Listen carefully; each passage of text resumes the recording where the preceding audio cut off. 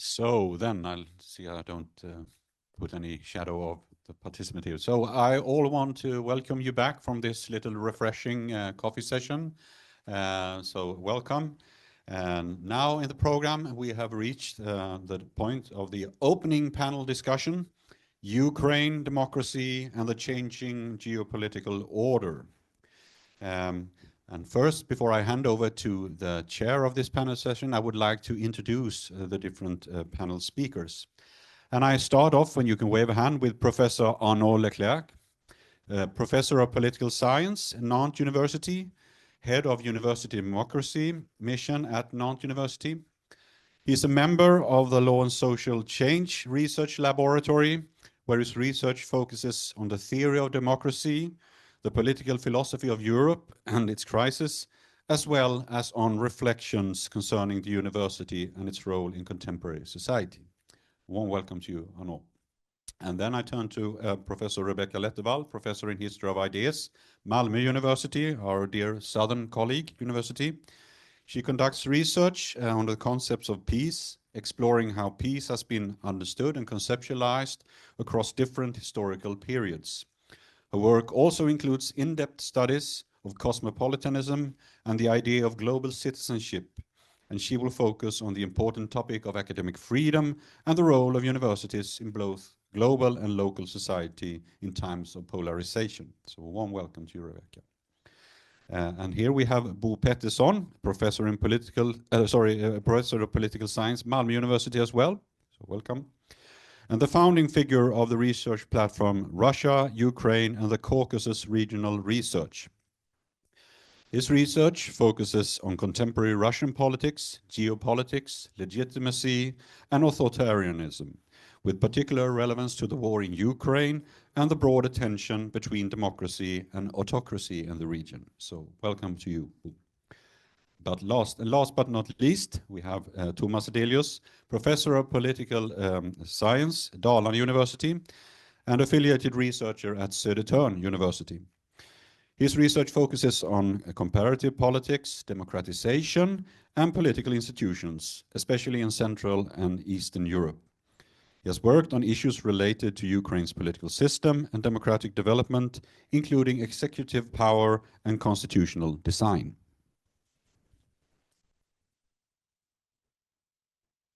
So this panel, and welcome you all speakers, is moderated by Daniel Selander, Associate Professor in Political Science here at Linnaeus University, who conducts research on autocratization and democratization, international security, and the EU's neighborhood policy.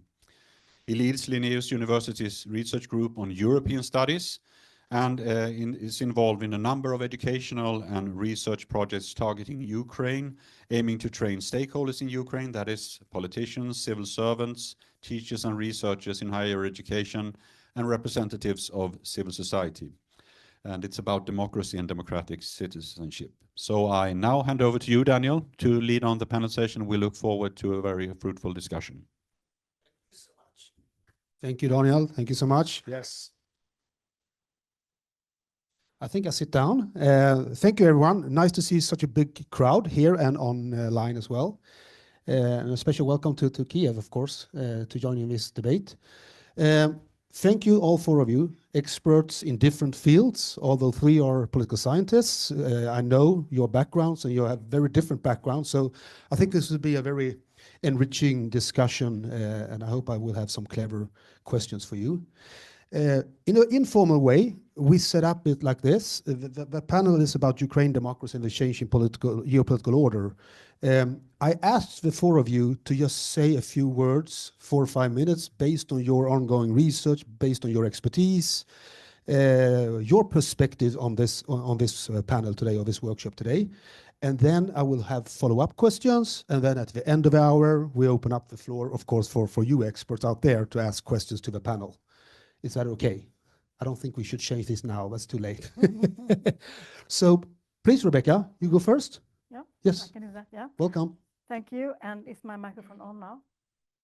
Is it on? No? You hear me now? Yeah, I did. Okay. Maybe it starts after a while. Yeah. Yeah, you can hear. Yeah, very good, very good. Yeah, now it comes here. Yeah. So another thing, I've been working on academic freedom and the role of universities in a polarized, globalized world for quite a long time, not just as a researcher, but I've been in university leadership for 9 years and just quite recently stepped down from that. And then I was, I was Pro-Vice Chancellor for Global Engagement and Human Rights. So I was working a lot on this question in the national and European and international level as well. So that's also part of my perspective on all this. And we all know that the Academic Freedom Index has decreased in the same way as the Democracy Index to alarmingly low numbers now. And we also know that the strong institutions and civil societies are crucial for a resilient society in times of crisis. So I would like to make some statements about this here in my introduction. So academic freedom, and it's about academic freedom. And it has become frequently contested, as we also all know, in the different geopolitical, political, and ideological conflicts that we're having today. And we have the pressure also from political authorities, market-oriented governance, activities on social media, and also within universities themselves. And the academic freedom, it is a professional privilege and a duty grounded in and protected by human rights. It is also a fundamental value for democracy, and it is an important part of the democratic society as academics produce new knowledge through research, but also together with students, hopefully, like you here. Academics critically examine, for example, laws, power structures, and society as a whole. We need reliable knowledge that can criticize the power and the scene where ideally arguments and evidence go before authority, that there is an open society to discuss these things. And what might be even more important is that universities should actively seek to be a part of society. The university must show its relevance to people living in the society. This might be challenging in times of what is called fact resistance, alternative facts, etc. But a close contact with the local society will make the university more resilient for the future if times change and universities might need protection from outer forces. That's like a strategy to preserve the university in times of pressure. So if the society around the university knows what the university is doing, they tend to be willing to protect them when needed. The academic method of respectful exchange and debate based on evidence and rational arguments and so on is, however, not always fit for purpose for societal debates and polarized settings, which, for example, researchers in climate change, gender studies, etc., have experienced a lot. And so therefore, academics in public debate need also to adjust the way they discuss to the audience. It has to be adapted to the situation so that, to make it more understandable. And to uphold the academic freedom and the role of universities, laws will not do the work. But what we need is that we all, as academics, maybe we're not all academics here, but many of us are, we need to use this freedom that we have. We have to continue to ask the difficult questions, even when it's not popular. We have to spread the results of our efforts in different ways. And we have to teach students what we learn, and we have to help each other to stand up against difficulties and pressure also from faculty colleagues, including the research areas that put academics under extra pressure. But it is important that we don't expect the laws to do all of the work for us. We have to do the action ourselves. So what can be done here? I'm involved in something that's called the Open Cost Action.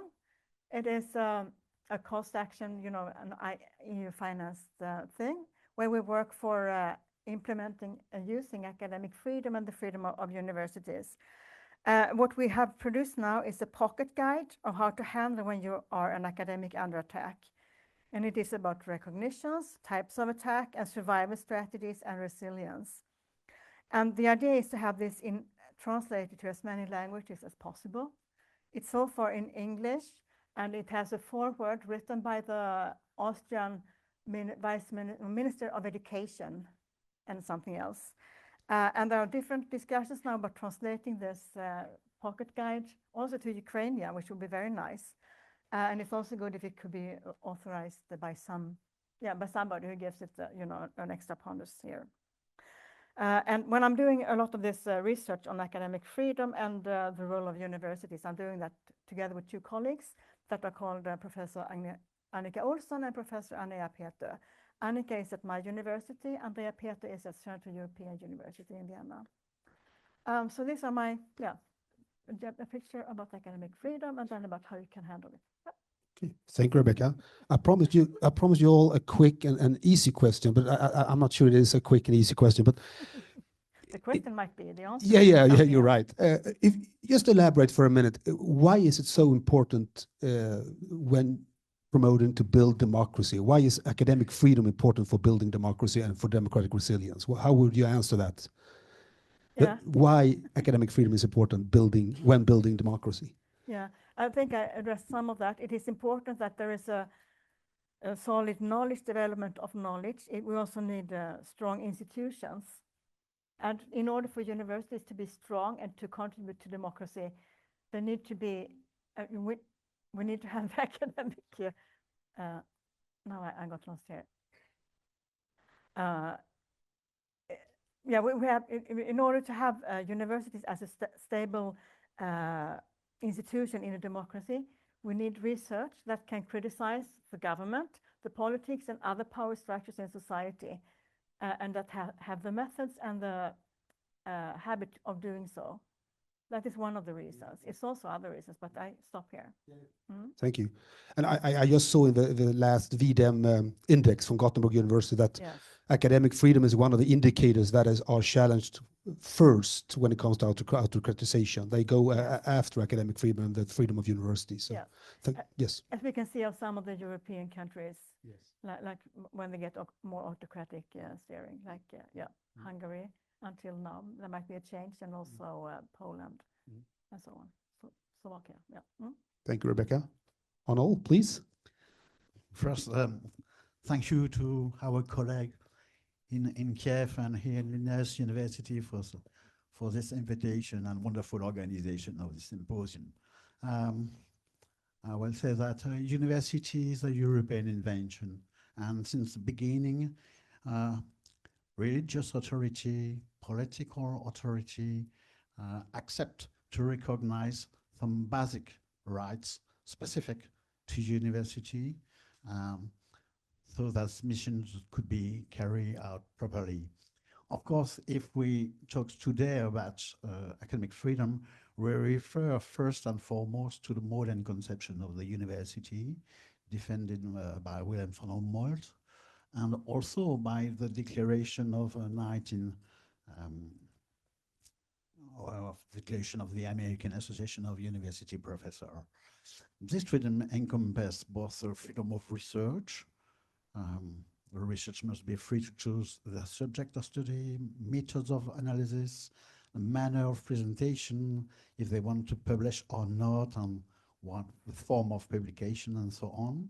The freedom of teaching. The professor must also enjoy freedom within the context of their course or their seminar, the subject they examine, because of their research topics and the claim they are to lead to support. You've got also a student's freedom. Students must have the freedom to choose the subject they want to work, the discipline.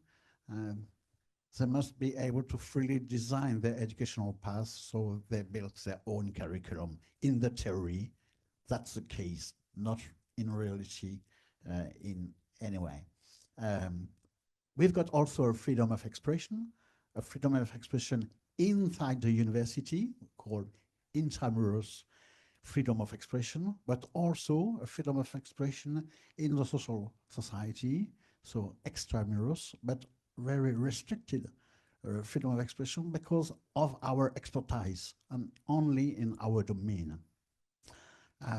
As you know, and as you said, Rebecca,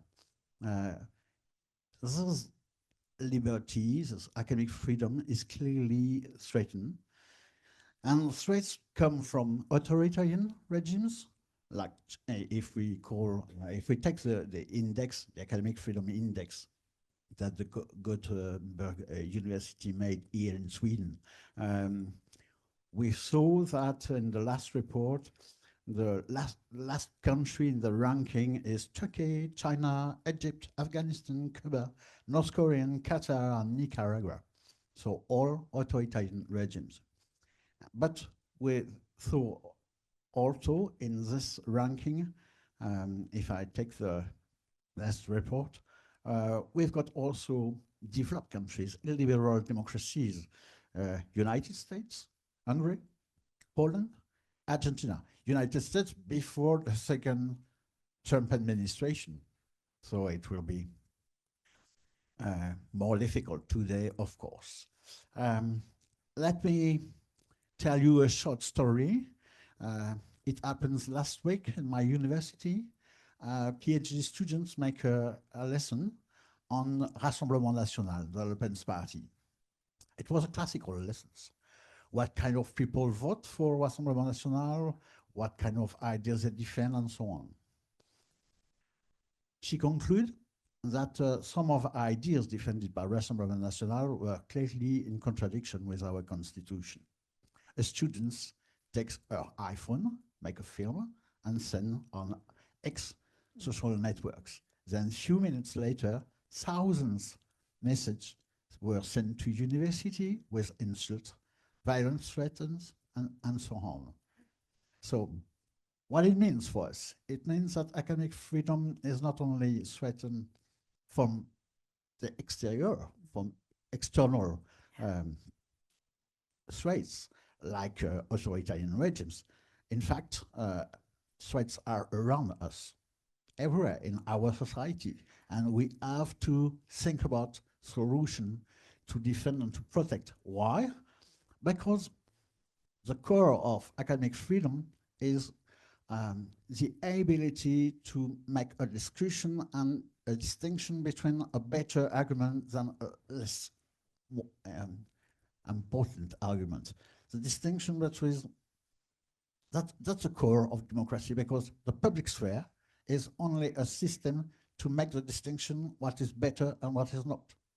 So we need to make, maybe, European Council says in 2020, in a report of 2020, it says that all the university should have a democratic mission. So to learn it, not only in theory, but to learn in practice. That might be the most important mission today. Thank you so much, Arnold. A quick question again. Do you have an intense debate in the French society about academic freedom, and if threats are coming from the French political institutions, or do you not? Because we have a new one in Sweden, I would say. In fact, France is a special case because, as I say, academic freedom is due to the Humboldtian model of university, and this model have a great impact all around in Europe, including in Japan and USA, but not in France. There's no impact of Humboldtian model in France. So we haven't got clearly the concept of academic freedom. We've got another tools because we are all civil servants, and we've got protection by the civil servants statute.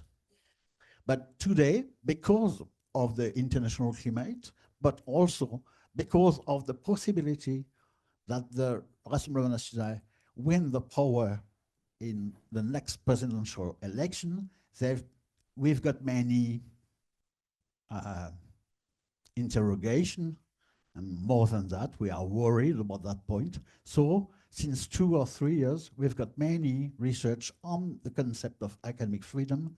We've got a great report from 3 months ago from the Association of French University on that point with a great comparison. And so we advance step by step, and surely we will have a new legislation to protect academic freedom in France. Thank you so much. 2 very interesting introductions on academic freedom and democracy, and rebuilding and being resilient democracy. I think I'll leave the word to Thomas. I guess there will be a slightly different perspective on this, being a very Maybe so. Yeah, maybe so. Yeah. See if you can hear me, right? Yes. Okay. Thank you very much. Thank you for the invitation. Looking forward to this day and tomorrow as well. I have worked for many years with comparative politics with a focus on presidential power, especially what we as political scientists call semi-presidentialism. That is a system where you have a directly elected president alongside a prime minister who leads the government. And the government is also responsible to parliament, but there has to be some kind of power sharing between the president and the prime minister.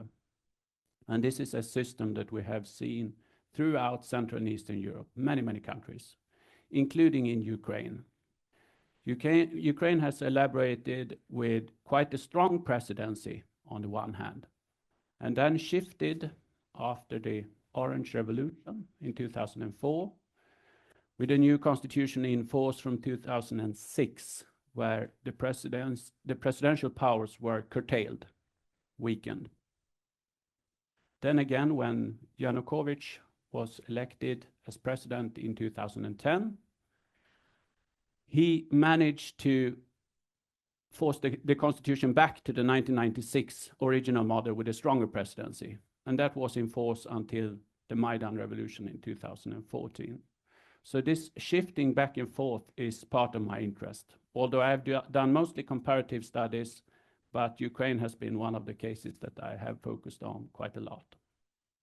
And at the core of my research is the idea about a strong presidency, whether it is conducive to democratization or whether it is actually a challenge to democracy and pluralism. And if we look at the post-Soviet region, if you allow me to use that prefix, I know it could be controversial, but the countries that were once part of the Soviet Union, many countries have elaborated with strong presidencies. And a lot of the data that I have studied suggest that this has not been conducive to democratization, to pluralism, because it tends to undermine political party building. It tends to undermine power sharing between different spheres in society. And I would say that that goes for Ukraine as well. And we can note that the stronger periods of democratization in Ukraine has followed the weaker presidency. And now, since the full-scale invasion and when martial law is in force, centralization of power around the presidency has strengthened. So today, even though the constitution and formally under normal conditions have a somewhat weaker presidency, in practice during martial law, the president is, as you probably have noted, very, very strong. And you could make a strong argument in saying that this has been beneficial to Ukraine, especially in the early phase of the war, to have a strong leader. And also with Zelensky's charismatic leadership, it has for sure mattered to the survival of Ukraine. But I believe, and this is based on my research and many other scholars' research as well, that in the longer term, Ukraine would need to go back to a more circumscribed, a more limited presidential power. Because one of the consequences during the full-scale war is also that the presidential administration has tended to function as a government in itself. So a lot of power and resources are concentrated also in the presidential office. And together with a strong presidential leader, the parliament becomes less important. The government tends to be very subordinated. The prime minister is clearly subordinated to the president, as it is now. And that has also been the case earlier, even under normal circumstances. And there is a strong case from my side to say that in the longer term, Ukraine could take even further steps of reducing presidential power. At the same time, a counter argument would be, well, as long as the political parties are weak, there is a strong case for having a strong leader and strong resources in the executive. The problem with that is that is a paradox, because as long as the leadership is very strong around single individuals, then there is you undermine the creation of strong parties. So there is a choice to be made for the future, also for Ukraine. Hopefully, when the war is over, to actually put emphasis on creating and fostering stronger political parties at the expense of the executive, and especially at the expense of the presidency. I know this is somewhat normative to say, but I stand for that based also on research. Yeah. Thank you so much, Thomas. Extremely interesting. Quick question to you as well. How strong is the Ukrainian president? How much of a problem could it be in a post-war setting for Ukraine to actually have a weaker president in favor of democratization?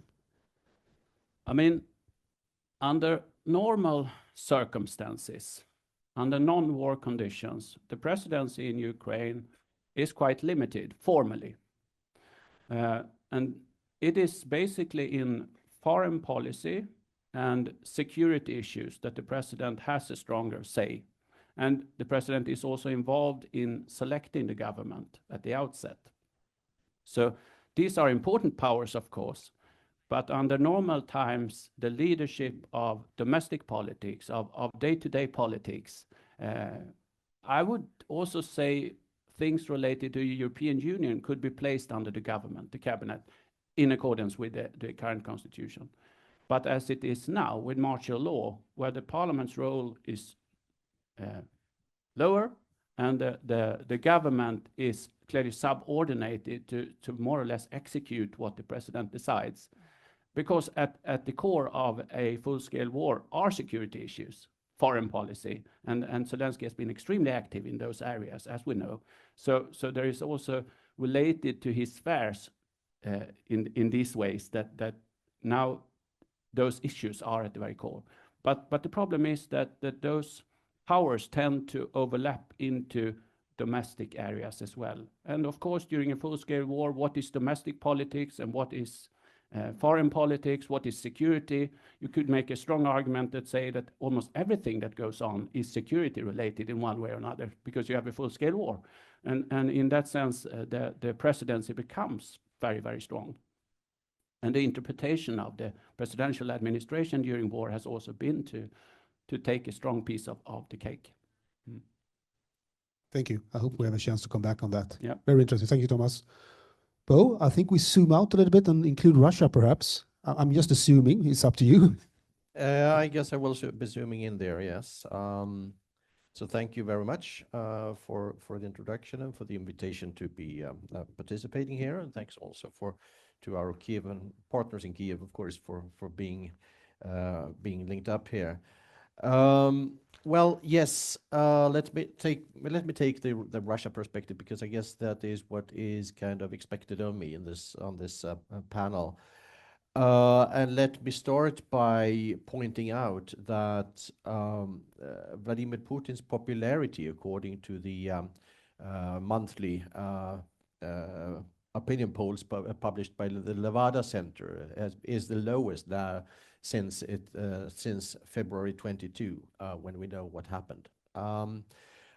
It's below 80% for the first time for a long time, and we could sum it up probably by saying that Putin has simply had a very bad month lately. If I may revert to Johannes Kershevsky's famous trichotomy concerning what is propping up autocratic power, then he kind of discerns three pillars for this propping up. The pillar of repression, which we know the face of violence and brute force. The pillar of co-optation, which is pretty expensive also, even though the repression pillar is the most expensive of them all, because co-optation also means buying people off through the pocketbook, the elites and the populace. And there is the legitimacy pillar, which is the most efficient, the most effective, the least expensive in many ways. And where of course here inspiration is collected from old Max Weber's overview of what are the foundations of legitimacy. And for Putin, it has for a long time been charisma, his reputation of being a goal-getter who delivers on things and gets things done. And now lately, as we have been able to notice, that is all of a sudden starting to be cast in doubt, because the so-called special operation is simply not going so very well. There is a stalemate at the front, no significant military advances are made there anymore. The Ukrainian bombing and drone attacks on energy infrastructure in Russia have been remarkably successful, and that has inhibited Russia's possibilities to capitalize from the rising oil prices in the wake of the war in Iran. And we could all see the kind of scaled down ambitions and pretensions at the annual parade on the 9th of May on the Red Square. Absence of missiles and heavy weaponry, and also a conspicuous absence of foreign leaders on the Red Square. So the downscaling of the parade signals significant uncertainty on the part of Putin all of a sudden. And he was also overheard saying lately that probably the special operation is coming to an end, wherever he now got that from. But he has had a bad month, as I said.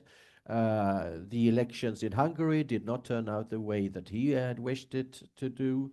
There was a release of the 90 billion euro credit from the EU as a consequence, which allowed Ukraine to keep up its defense efforts.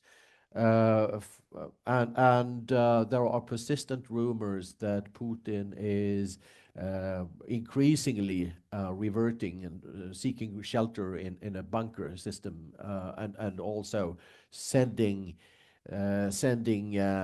his streamed performances from 3 identically cloned offices to give an impression that he is always at the Kremlin, which he is not. Those are interesting signs. Since I guess my time is running out fast here, and before Daniel starts to yell at me, then let me just pick up a thread there also from what Thomas said concerning the political situation in Ukraine, in the sense that one is wondering, of course, what to coin the phrase, or to refer to the phrase that Trump infamously said to Zelensky in the Oval Office meeting, that you have no cards to play.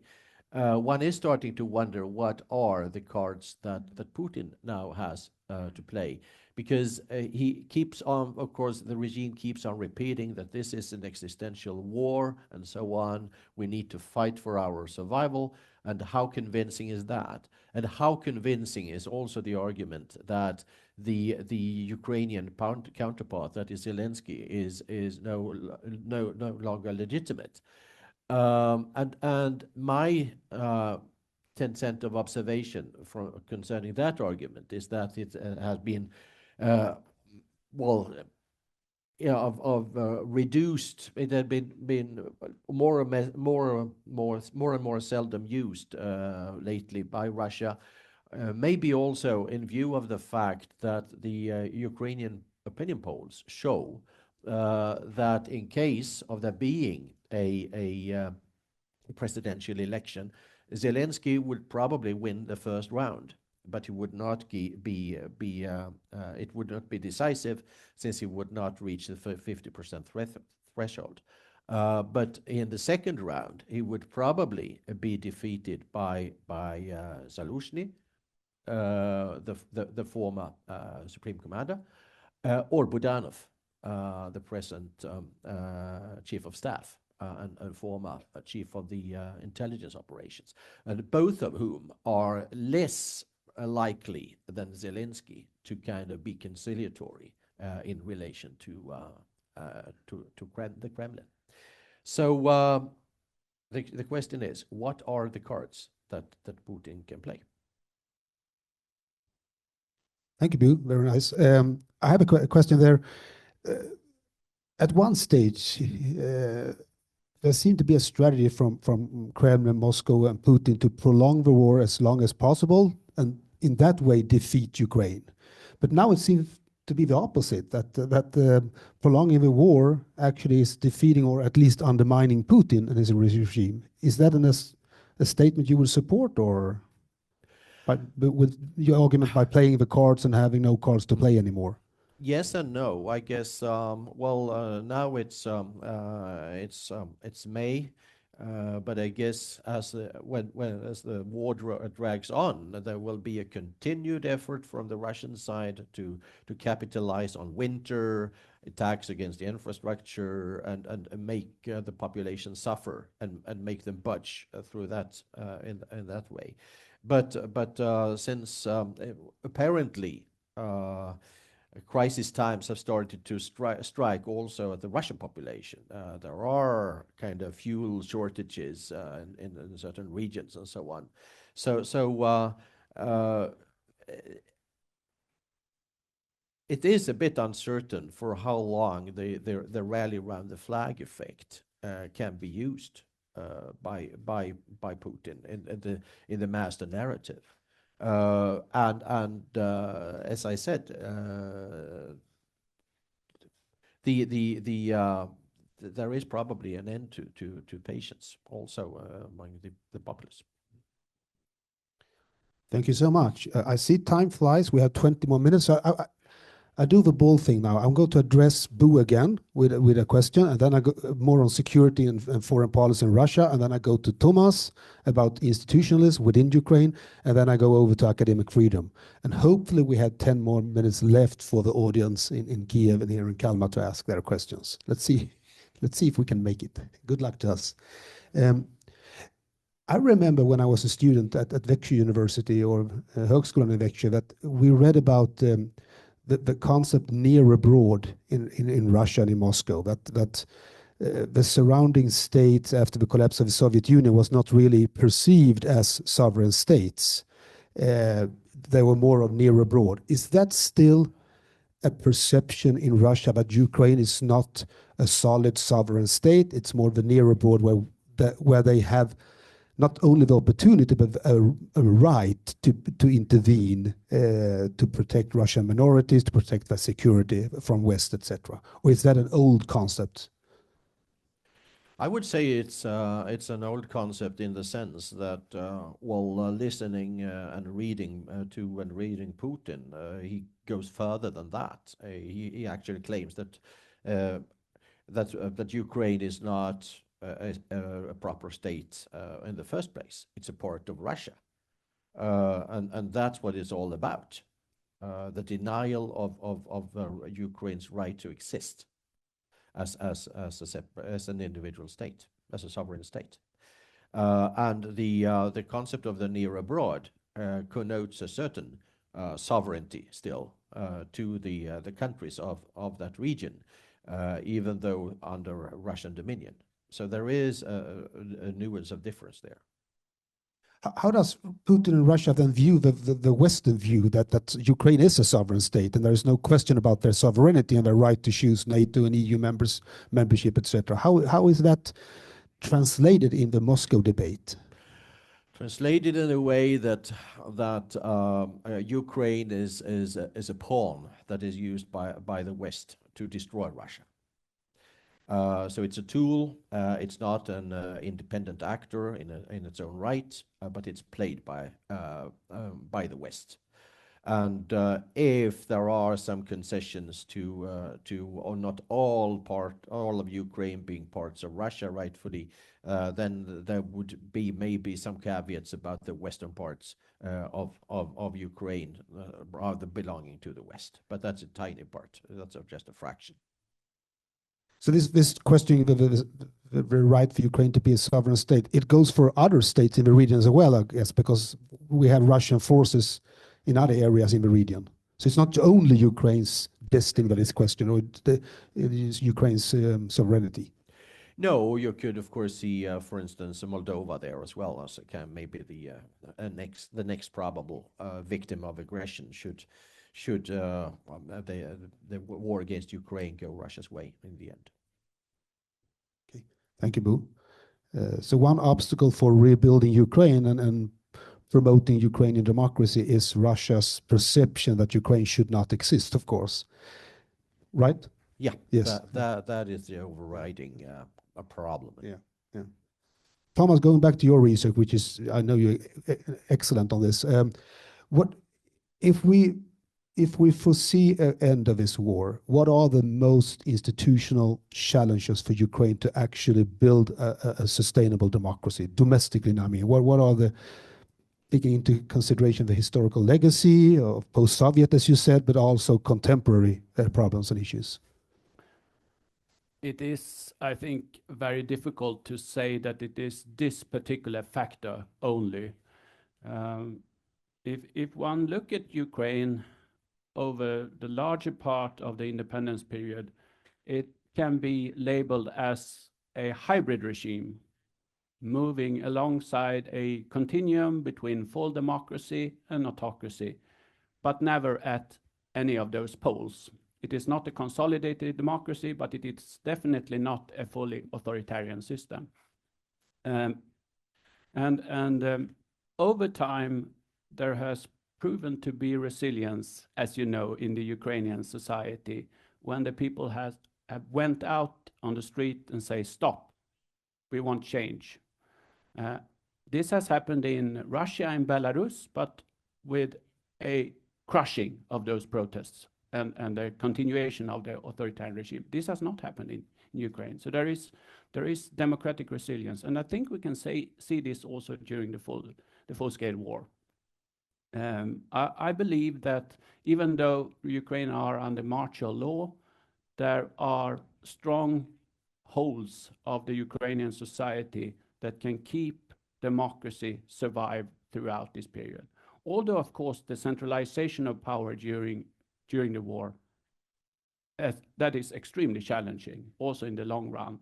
And there might become a habit for, say, the presidential administration to keep its stronger position even after a war, the war.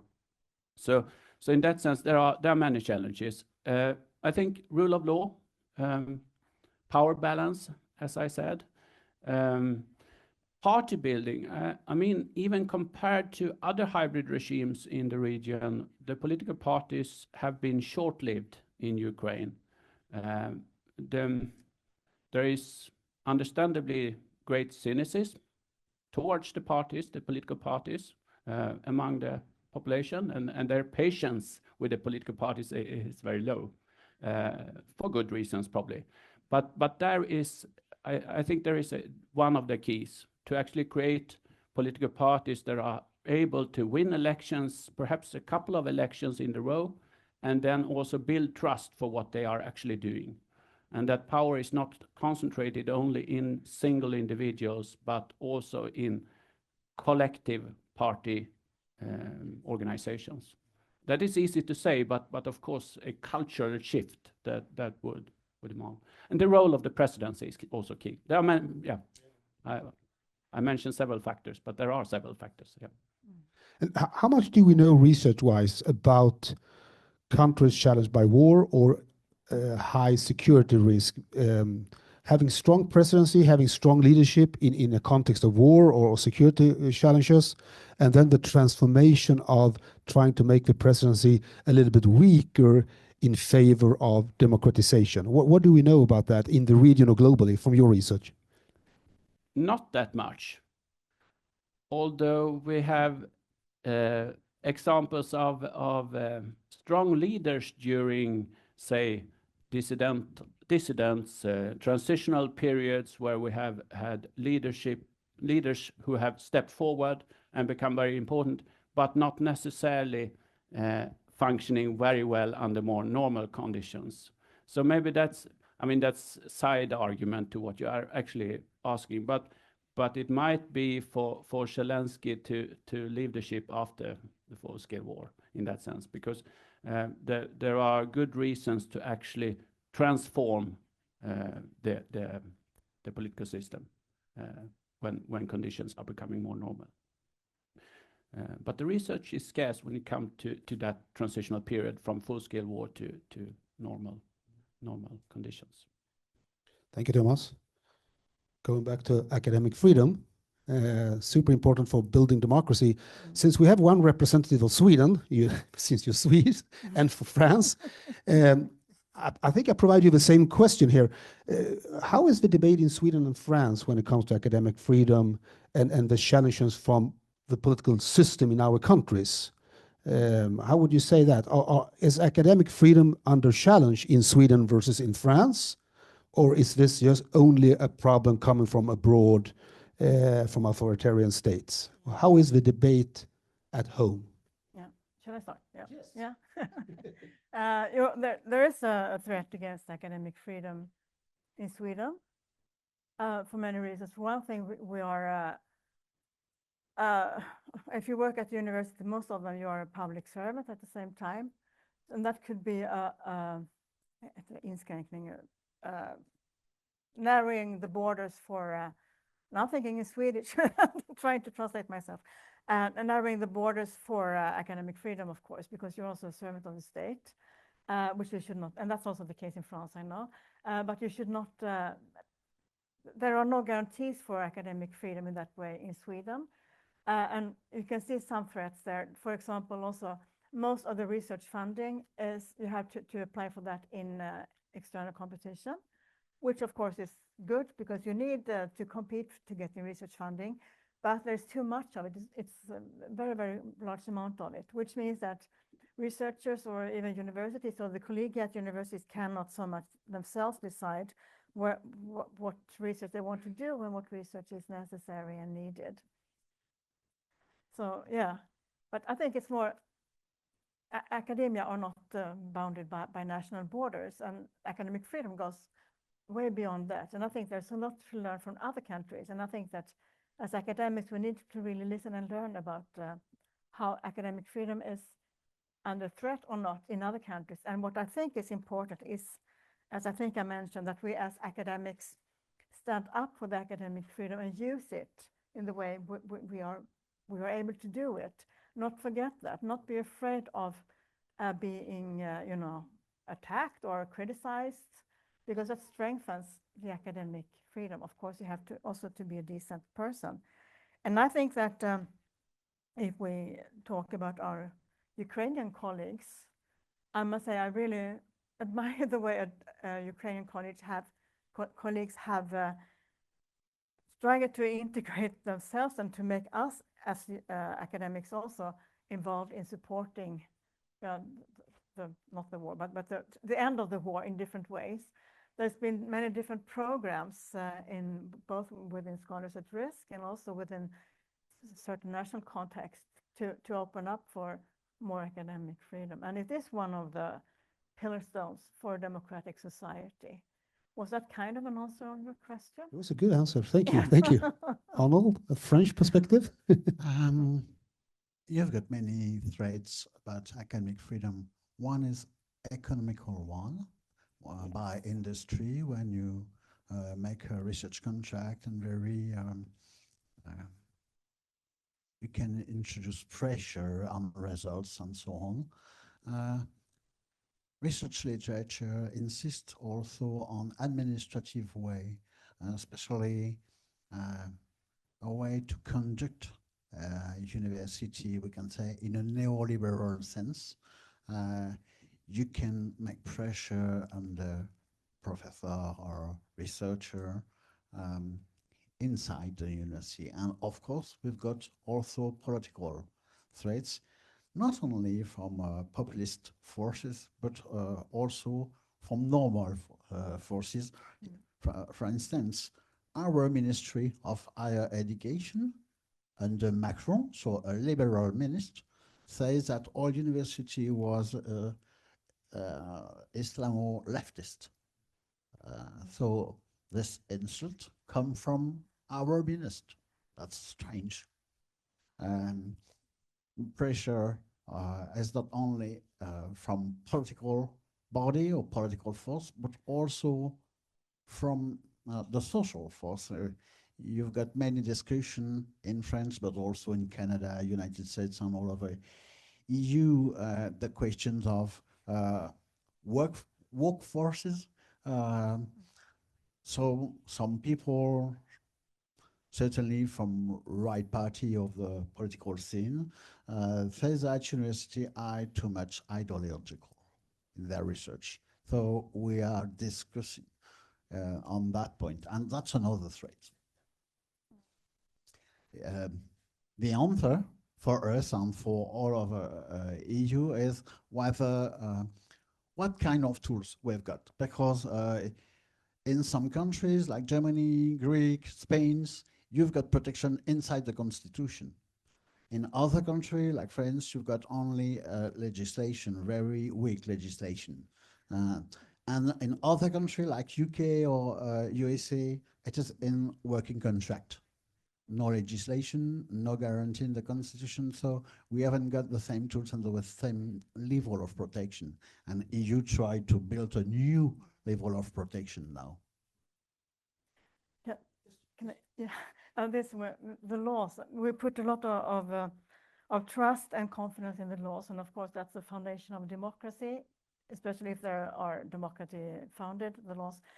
But it's also that we might have laws defending many things, also democracy and also academic freedom, but we have to use it in a more thoroughly way, because if we only have the laws and don't use them, they don't serve as much for us as they should, and that is not very good at all. So we really have to use them and see what space we have around us, and that is also the case in Sweden. And actually we've written an article about that will be published in University World News tomorrow, if anybody's interested. Laws are not enough. Yeah. Thank you so much to all four of you. I wish we had one more hour. Let's see, it's 4 or 5 more minutes to go. Should we give a floor to the audience? Should we start in Kyiv and ask them if I have any questions to the panel? Hello, Daniel, can you hear us? We hear you very well. Yes, Roman Petur speaking. Greetings from Kyiv, and I'm ready to pick up a question from the audience in Kyiv if there are any questions available. And if not, I would like to thank you for the very interesting discussion. And basically, there is a very good discussion on the intersection of academic freedom and power distribution in Ukraine. And in this regard, I have a question to the speakers, if you allow. It's quite interesting to know your opinion on how crucial the role of universities, to your opinion, is, especially in challenging times, in societies affected by challenges and wars, especially. How crucial the role of universities as strongholds for democratic discussions, ideas, so that we could consider these institutions as crucial elements of reconstruction, after post-war reconstruction, when we are thinking not only about material reconstruction, but also social, ideological reconstruction of values. What would be your opinion on that? Thank you. Thank you, Roman. Yes. Rebecca. Yeah, okay. But I just said something. But I can say something again. I think it's very, thank you for a very good question from Kyiv. I think universities, I mean, they are one of the most fundamental institutions in a society, as all of us have said here. You mentioned that in your presentation as well. And it's very difficult. I've never lived in a country in war, and I have the deepest respect for you doing that, of course, really, really. But I think that there is research showing that the way you can keep ordinary life, or also in a war situation, kind of so-called normal, even if it's not normal at all, it gives a very strong foundation for building up the future society, because something is kind of working as well. We've heard stories about lectures being given from trenches and different kinds of very extremely difficult situations that no university should be living through. And this might also sound very naive, but I think universities are very important here, also for this being the free voice for democracy, being able to criticize, but also support initiatives and so on. So that I think, and I will also say this, that the way that Ukrainian universities and colleagues have been working since the war started with integrating and increasing this internationalization in Europe is one I know about, has been extremely important. Also, I think, for getting the support from academia in different parts of Europe. So yeah, that's so very important is my answer. Yeah. Thank you, Rebecca. Do we have time for one question for Kalmar as well? Yes, go ahead. I have then a bit of a follow-up question what the Ukrainian fellow just asked. I want to know then what is the university's role in giving the proper material to the civil society, the public sphere? Because I think how we can see on X or social media, I think civil society right now has a lack of perspective or on the contemporary topics or challenges. And I think to build a proper democracy, I think the public sphere needs to be properly educated. And I think, how would you see that the academic fields communicates or educates the, I would say, non-educated public society to give them the proper material to critically think about those topics? Because I think there's a gap between how academic thinks and how a normal person would think. And how would you then shorten that gap to make them think about the democratic situation right now? Are you ready, Arno? That's yours. Yeah. That's what I call the democratic mission of the university. We have to learn democracy, how it works, including in practical way, not only in theoretical way. And we have to do that with students, with our own staff. And the urge is to make the differentiation between a scientific argument, so recognized biological way, and what we can call a societal argument, accept even if there are any grounds. So we need to explain and to learn to everybody what kind of arguments are in circulation in social networks, but in our life, and to make difference between those arguments. And today we cannot do that. We are not able to do that. We have not the organization to do that. So we have many things to do in university to go in that direction. Okay, thank you. I think, do we have time for one more question or? Okay, one final clever question. No pressure on you, wherever you are. Yes. It will be short and a quick intervention. I believe that academic freedom is not something we have, it's something we do. What if, for example, we have the legislations and the institutions adopt and encourage academic freedom, but we don't have people, for example, who dare to or engage in controversial topics or step into the forbidden. How can we motivate these people, for example, inside an institution? Thank you. First of all, I want to say something. Okay, academic freedom is something we do, but we do because we are in a university. So academic freedom is also an institutional liberty of the university because it is an autonomous institution and because we've got a shared governance inside. So we are a small model of democracy. And that's why it's important when Ukraine will go to a post-war period, they will have a small model of democracy inside their universities, if it works normally. So remember that, because we don't do academic freedom every day in an empty space, but in a protected space. Thank you so much. Thank you to all the 4 experts here on the panel. Thank you for being here today. It was excellent to listen to you all. And I wish we had another hour. And thank you to Kyiv and Kalmar. And I'll leave the floor, and a big applause, of course, to the panel. Thank you.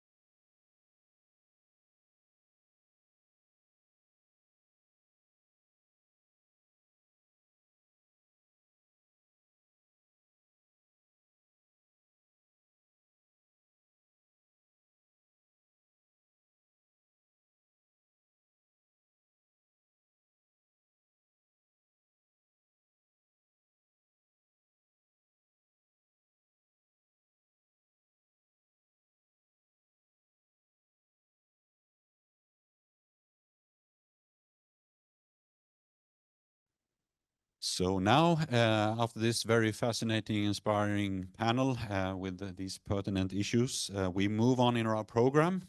So after this short recess, we will now listen to a keynote. It's From Aggression to Accountability, Legal Pathways Toward Peace in Ukraine. And I'm pleased to introduce Anton Korinevich, Head of the Department of International Law and International Legal Counteraction to Aggression of Ministry of Foreign Affairs of Ukraine. This speech will address the role of international law in achieving a just peace for Ukraine, focusing on accountability for aggression, prosecution of international crimes, and legal mechanisms supporting sovereignty, security, and the international rules-based order. So I please welcome the floor to Anton Korinevich.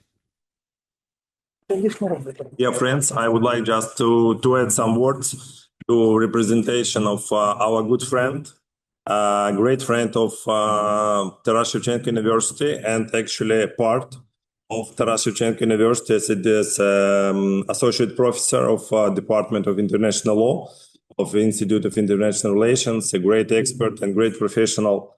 Please, Anton. Thank you so much, dear colleagues. It's a big pleasure and honor to be present today in my alma mater and university where I teach international law, where I studied it for more than a decade ago. And it's great that today we have this important international conference with the support of our Swedish partners and friends who are now leading on many tracks of support to Ukraine, including with military equipment, humanitarian assistance, and of course, assistance in our fight for just, comprehensive and lasting peace, of which, of course, accountability and justice are the indispensable parts. So today it is an honor for me to present a keynote address on the international law and how to achieve peace in Ukraine with regards to, of course, ensuring accountability and renewing justice, and also talking probably on the main and principal Ukraine's stance and positions in this respect. I recently presented quite a similar keynote in the German Mecca of International Law in Max Planck Institute for Comparative and Public International Law in Heidelberg. So I really hope that today's address would be interesting and it would be important to hear this Ukraine's stance and position both from government's official in the Ministry of Foreign Affairs, so from Ukrainian diplomat, and also from Ukrainian academic expert, and of course, the national of Ukraine. Because I'm sure that all these messages and all the signals are important for all of us here in our Ukrainian cities. So first of all, I think it's important to start with a very basic notion that there can be no peace talks and no discussions over the peace for Ukraine without Ukraine. This is something very natural and very logical, but as we see in many international discussions and in many international forums and platforms, it is very important to start with this notion.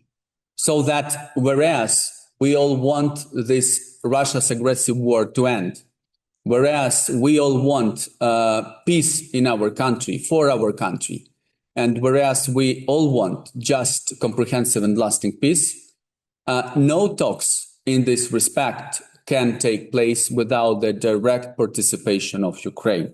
So this is something very important, and I'm sure that our friends in Sweden, of course, are in line with these ideas, but again, important to note. As a position or principle number two, for us as lawyers, it is of course important to underline that there can be no peace for Ukraine without justice. Justice is an inherent element of peace, and justice and accountability are absolute priorities for Ukraine on our pathway to peace. And this is something what we again underline during each and every international meeting, discussion, and conference. There can be no compromises on justice. Ukraine will not compromise justice. It means that whenever the peace will be achieved, we are sure that the ensuring accountability and justice must be the important element of this peace. In respect to this, it is also important to note that as of now, there are no points on compromises on justice and accountability which would exist in any peace plan or any draft agreement.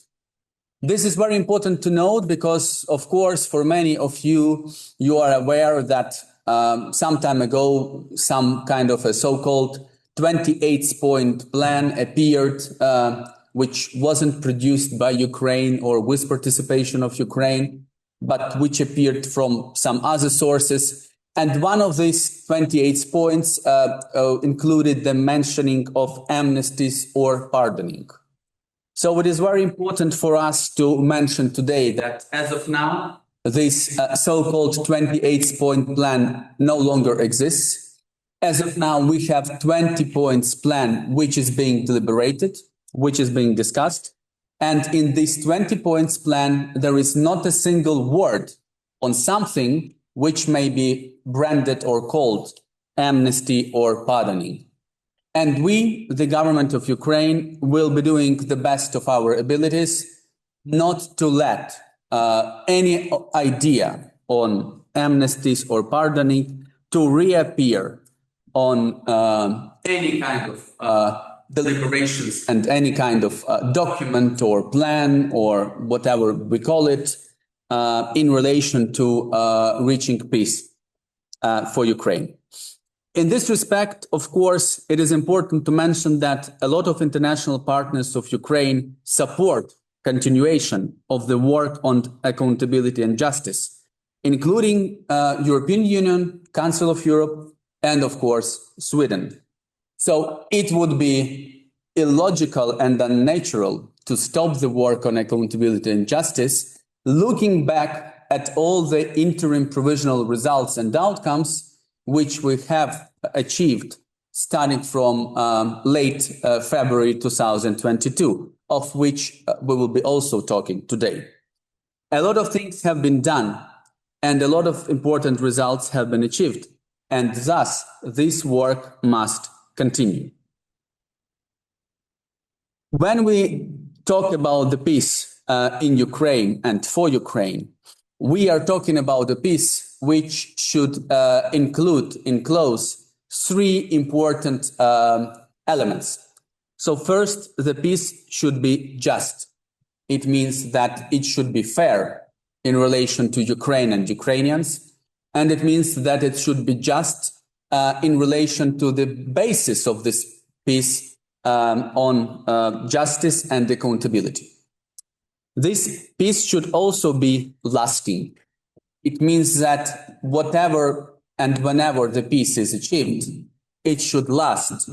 It should make impossible for the war to renew in some years, as we actually saw when the aggression started in 2014, and then in another stage of the aggression of Russia against Ukraine appeared in 2022, the full-scale invasion. So lasting, meaning that we hope that when the peace is achieved, it will last and the war will not reappear. And peace must be comprehensive, meaning that the peace and the peace agreements, which hopefully will lead to peace, will include all the important elements which are necessary and indispensable, inherent for this peace to happen and for this peace to be just and lasting.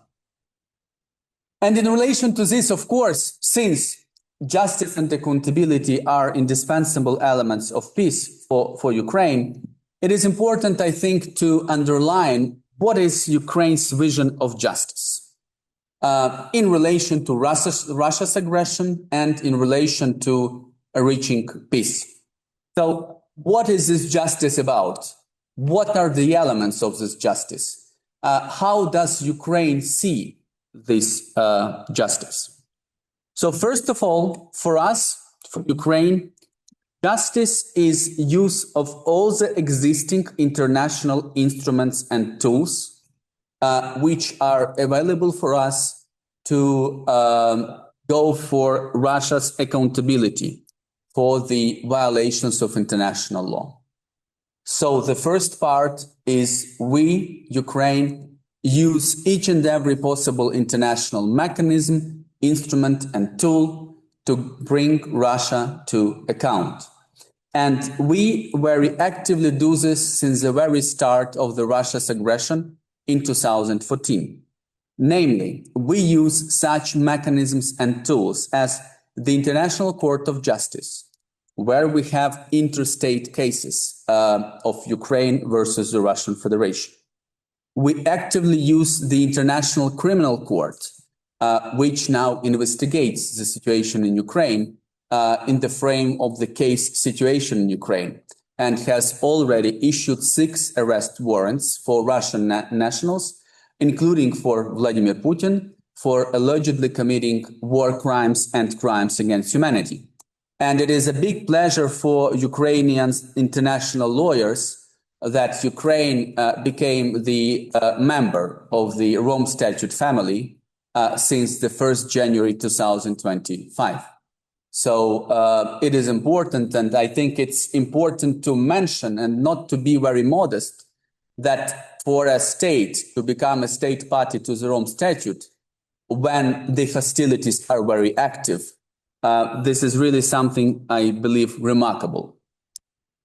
We also use the instruments of law of the sea tribunals, and we have several cases against the Russian Federation in the arbitral tribunals established under Annex 7 to the United Nations Convention on the Law of the Sea. And these cases are administered by the Permanent Court of Arbitration in The Hague.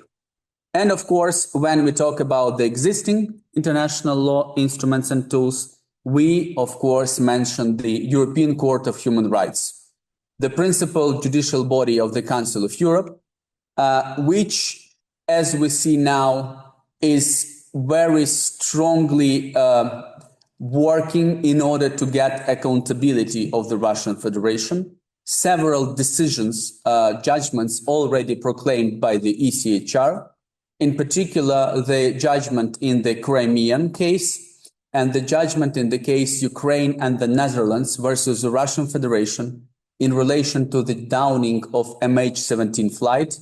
And these two cases, we may claim it, are absolute and total victories for Ukraine. And we hope and we are sure that the other cases in Strasbourg will also be such victories, and European Court of Human Rights will underline in these judgments massive and systematic and widespread violations of the European Convention on Human Rights by the Russian Federation. And in addition to this first element of Ukraine's vision on justice, use of all the existing tools and mechanisms, we also have the second element, which is on the work on the new Ukraine-related accountability instruments. We, of course, all understand that international law is quite a conservative system of law, which is not very suitable for working efficiently and speedily in relation to establishment of new institutions.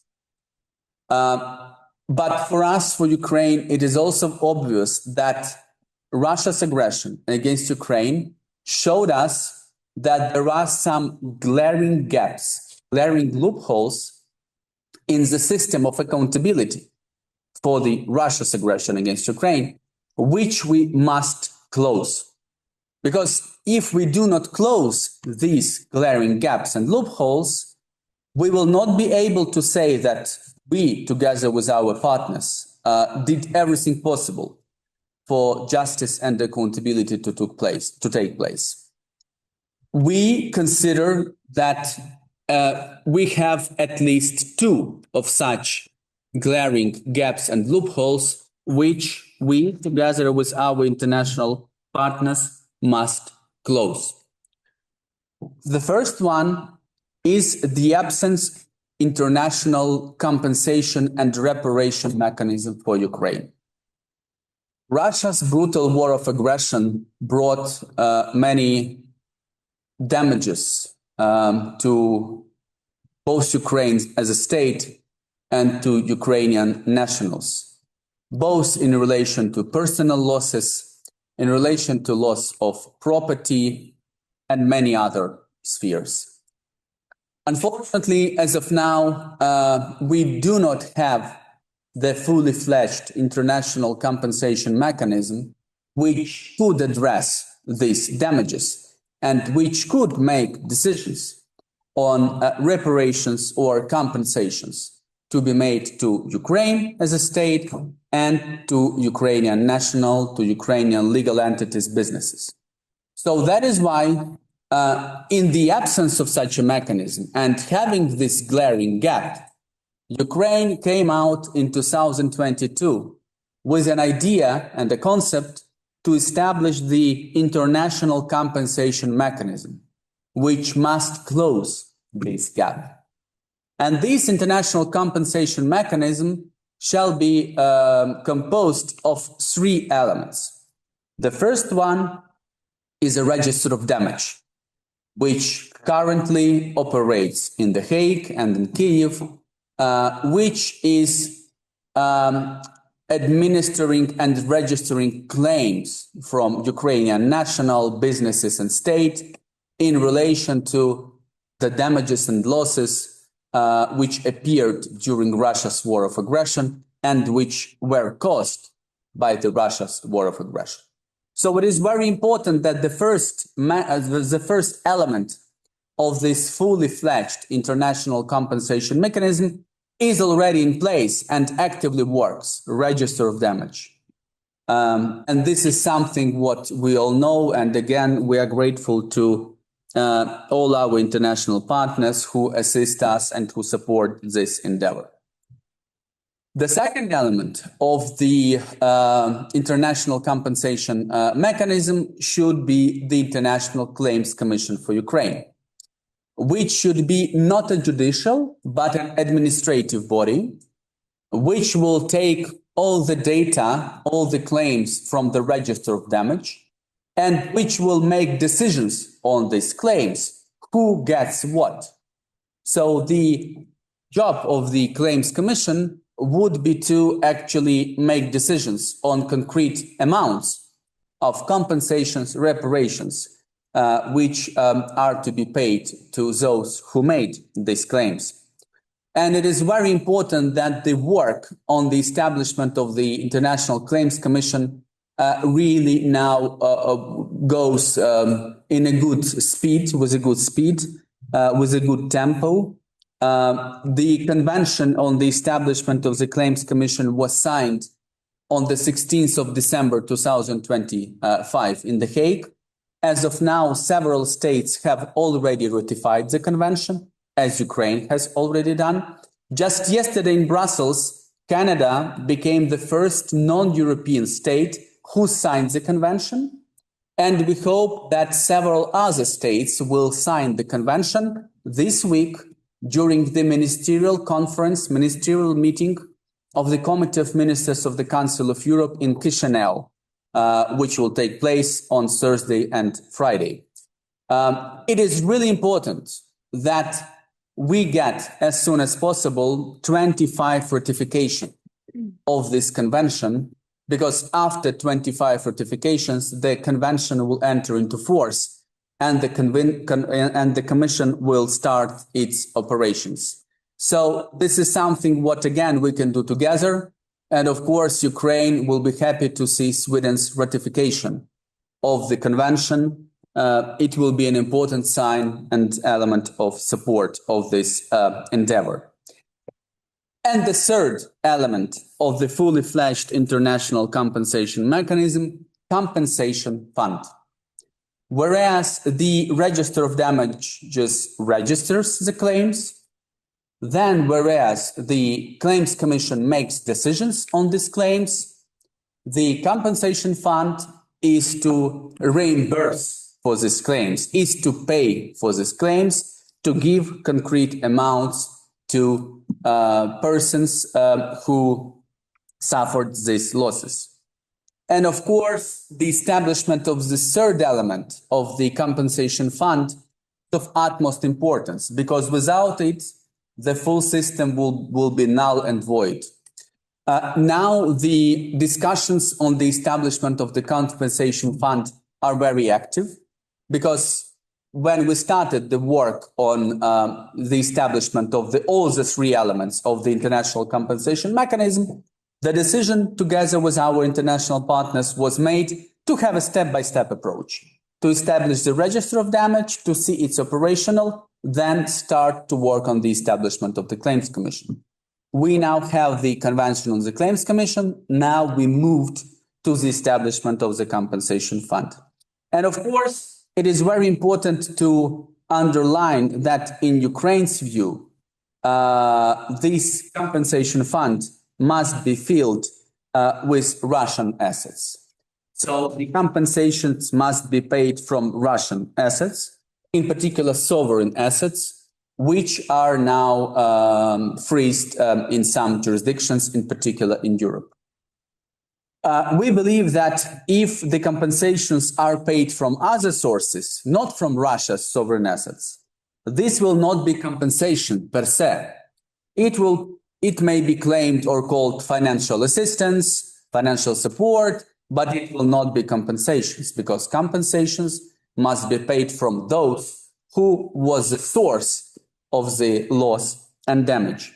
And we believe that the legal formula for the use of the Russian sovereign assets for the sake of compensation fund can be found. We believe that the international legal theory of counter measures, which is a classical one in international law, which is enshrined in articles on state responsibility for internationally wrongful acts, which is not new to those who work with international law. we believe that this concept, theory, and doctrine of the of countermeasures can be the basis for moving forward with taking Russian sovereign assets for the sake of compensations and reparations to Ukraine and Ukrainians. So we are sure that this decision can be found. And there is a second glaring gap, second glaring loophole in the system of accountability for Ukraine. And for us, this gap is, I wouldn't call it the most important one or the primary one, but without it, the whole system will not suffice and will not look as a structured system as a whole. This is, of course, the lack of mechanism which would ensure accountability for the crime of aggression against Ukraine. The crime of aggression, which is the mother of all the international crimes, which is a primary international crime, which in our Ukraine's case is a root cause to all the other international crimes which were committed on the territory of Ukraine. Just try to imagine, before 2014, we in Ukraine had not a single war crime committed on our soil, not a single crime against humanity committed on our soil. Our law enforcement, our prosecutors' offices, our courts, our judges just didn't know even how to work with these categories of crimes because, of course, they are very special ones, because we had no practice in real life of it. And after the Russian aggression started in 2014, we now have more than 200,000 of war crimes registered only within Ukraine's prosecutorial system. This is the biggest number of crimes ever registered in the world, I believe, throughout all the armed conflicts. And of course, Europe hasn't seen this since the Second World War for sure. So we believe that having this situation, it is really important to tackle and to ensure accountability, not only for the crimes which actually are the result of the crime of aggression, which are, of course, war crimes, crimes against humanity, and genocide. But it is also important to tackle the crime of aggression itself and to ensure accountability for the crime of aggression against Ukraine itself.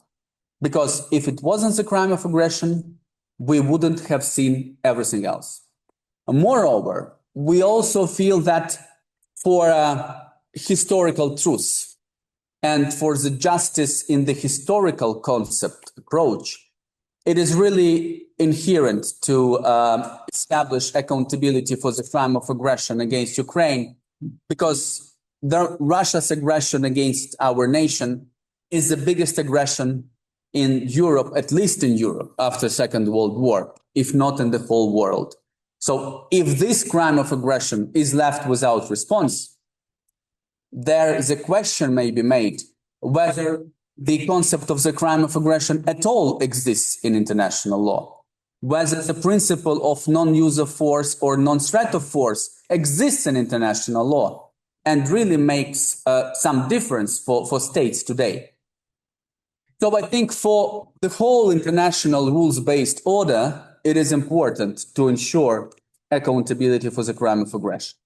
And that is why Ukraine actively works with our many international partners, like Sweden, of course, since late February 2022, to get accountability for this crime of aggression. We have proposed, and our partners have supported, the establishment of the special tribunal for the crime of aggression against Ukraine. The special court, which would be a complementary to the International Criminal Court, but which would have jurisdiction over one crime over which ICC cannot exercise jurisdiction in relation to the situation in Ukraine, the crime of aggression.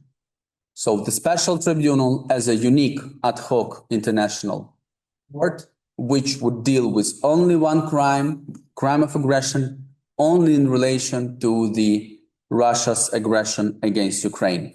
And it is really important to see how this very concept emerged back then in late February 2022, and how it developed in these 4 years to the situation which we have right now. We have established, drafted the basic documents for the establishment of the special tribunal, namely the agreement between Ukraine and the Council of Europe on the establishment of the special tribunal, which was signed pretty much a year ago on the 25th of June 2025 in Strasbourg. We have also drafted the statute of the special tribunal, which is also now signed as an inherent, indispensable part of the agreement between Ukraine and the Council of Europe. Ukraine has already very quickly, in 2 months, in July 2025, ratified the agreement and the statute. And this whole is a product of the work of the core group of states, an informal gathering of legal advisors from ministries of foreign affairs from 40 states and several international organizations, which gathered starting from January 2023 till March 2025 for 14 times in different places throughout Europe to draft the legal basis, the legal architecture for the special tribunal. And the third element for the establishment of the special tribunal, which is currently being very actively in work, the enlarged partial agreement on the management committee of the special tribunal. The agreement, which will not be only between Ukraine and the Council of Europe, but to which other states will adhere, will accede, and which will establish the management committee of the special tribunal, something like an assembly of states parties, which would make all the most important decisions on the functioning of the special tribunal, on financing budgetary issues, on security issues, on administrative issues, election of judges, prosecutor, etc. So it is really important that we have this EPA as soon as possible. And it is really important that this Friday in Chisinau, during the ministerial meeting of the Committee of Ministers of the Council of Europe, this enlarged partial agreement will be adopted. And this should be the most important highlight of the Chisinau ministerial of the Council of Europe. As of now, almost 30 states have notified their intention to join the enlarged partial agreement and to establish the management committee of the special tribunal, to be part of this process, to be part of the management committee. Whereas the needed minimorum for the enlarged partial agreement to be adopted is 16. So as of now, it's already twice as more. And we have still several days till Friday, so we hope to get more such notifications because, of course, each notification strengthens the whole story, strengthens the tribunal, the enlarged partial agreement, and the management committee. It is very important, and we are grateful that Sweden was among the first ones who notified the intention to join the EPA, and we hope that Sweden, together with us, will celebrate this Friday this important moment, this important momentum on the way to establishment of the special tribunal. But it is very important to mention that Friday in Chisinau is not the end of the journey. This is important momentum, but the journey will continue. After this, states will need to take internal procedures in order to be legally part of the enlarged partial agreement. Some states, like Ukraine, will need to have parliamentary process. In Ukraine, it will be accession, the law of Ukraine on accession to the enlarged partial agreement, which is quite the same as ratification. For some states, for instance, for the Republic of Poland, they will need government's approval as a resolution of the government. So each state has its own rules and procedures. But after Friday, it will be very important that we collect these internal ratifications or approvals as soon as possible, because then it will enable us to start the work of the management committee. So again, I believe that for both Ukraine and Sweden, there will be some work after Friday to conclude internal procedures as soon as possible. In relation to the topic of regaining peace, I think there are several other signals and messages which are important today to talk about, not losing a lot of time for this. I think it is obvious, but still important to mention that whenever we talk about the end of this Russia's war of aggression, its finalization shall take place in the form of a treaty, which must be legally binding and shall include concrete obligations for the parties. We all know how Russia treats international law, its international obligations. We all know about the so-called Russian approach to international law, but still we believe that wherever we are coming closer to peace, this war should not end with some kind of a declaration or memorandum. This war should end with a treaty which will be legally binding and which shall include concrete obligations for the parties. It is also very important to have strong security guarantees from our international partners.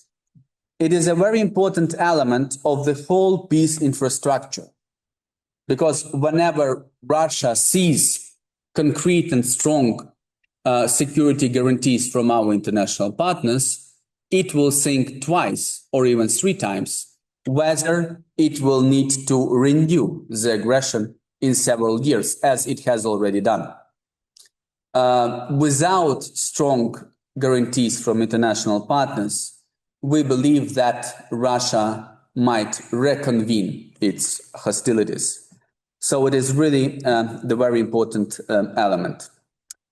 Also, after this war ends, Ukraine must remain strong to be able to combat any possible future Russian aggression. This means, of course, strong Ukraine's armed forces and other elements of security and defense forces of Ukraine. We will need support from our partners and friends, in particular from European ones, in order to keep our Ukraine's armed forces prepared for any kind of renewing aggression. And again, this is an indispensable element, because we all understand here in Kyiv that if it wasn't Ukrainian army, we wouldn't sit here. And this is a very, very true story for everybody. So I think that both for Ukraine and both for our international partners, it is really important to keep supporting Ukraine's army after this war ends. And there is one more issue which now appears highly on international media because of Russia's comments, because of Russia's position and Russia's ideas. And again, we feel that today it is very important to mention that there must be and there will not be no concessions or compromises on Ukraine's territories within any kind of peace talks, within any kind of documents, including those territories which are currently controlled by Ukraine's government and Ukrainian armed forces. Nobody will do this, no matter what Russia wants, no matter what Russia shouts in international media, because this is something what is indispensable for contemporary international law. No state abandons its land and abandons its nationals who reside on these territories. And this will not be done in this case. So it is really important that we, together with our international partners, whenever we will be closer to reaching peace agreement, this idea must not be deliberated and must not be supported by our partners and friends. With this, I think I will end my keynote remarks. We really tried to make it full in having the picture of international law as an inherent element of just and lasting and comprehensive peace for Ukraine. And this is again to reassure you, dear colleagues and friends, that for Ukraine, there is nothing more important and precious than peace. And this is something which I'm sure we don't need to tell you even. But this peace should be real peace, should not be just concessions to the one who can renew its aggression whenever somebody sitting in Kremlin will make such a decision. Thank you. Thank you very much. Here, please, wait. We got for about 5 minutes, probably for some questions. I suggest our Swedish colleagues shall be first. Dear friends, do you have any questions to Mr. Korinevich?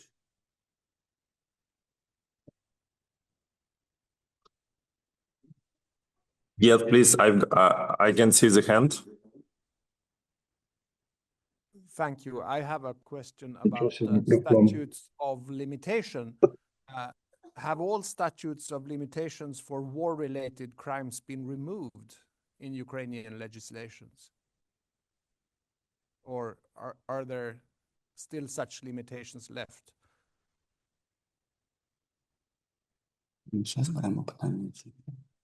Thank you very much for your question. Well, I think the most important thing is that there are no statutory limitations for international crimes in Ukraine's criminal code. So whenever we talk about war crimes, genocide, or crime against humanity or aggression, we now finally have all these 4 categories of core international crimes, with recently adding crimes against humanity. Statutory limitations will not apply. And the same goes in relation to the ICC. Yes, so ICC also is not limited with statutory limitations. In relation to more vaster category, war-related crimes, meaning, some ordinary crimes committed, let's say, on temporarily occupied territories or on territories which are close to the hostility zone, well, there still are statutory limitations, but they are there because they are considered as ordinary crimes. But whenever we talk about core international crimes, this shall not apply. Thank you. Thank you very much. So, colleagues, we have any question, please? I was wondering if you could expand. You said that there has to be a treaty, not just a memorandum, or for someone who's not a lawyer, and given that Russia has a history of not acknowledging any or living by any document, Thank you. the point of a treaty? Quite a natural question, a logical one. Well, I think it's obvious that nobody believes Russia at all. But we hope that this international armed conflict will come to an end. And that if we have a treaty which is based on international law, which hopefully has some oversight mechanism, including from international partners, then it will be better than having just one-pager declaration with no obligations, with no commitment. So, when we talk about Russia, I'm sure we cannot be sure of anything at all. But I think that this is better guarantee that having something which is not legally binding. Okay. Okay. Thank you very much. And probably the very last question from Sweden, if you've got one. Dear colleagues from Sweden, any question for us to be in timing? No more questions from Sweden. No more questions. Okay. Last question. So, huge thanks, Mr. Korinevich, dear Anton, and all of us who is waiting for this Friday and for the further results, positive results, and we all believe in our victory. Thanks a lot.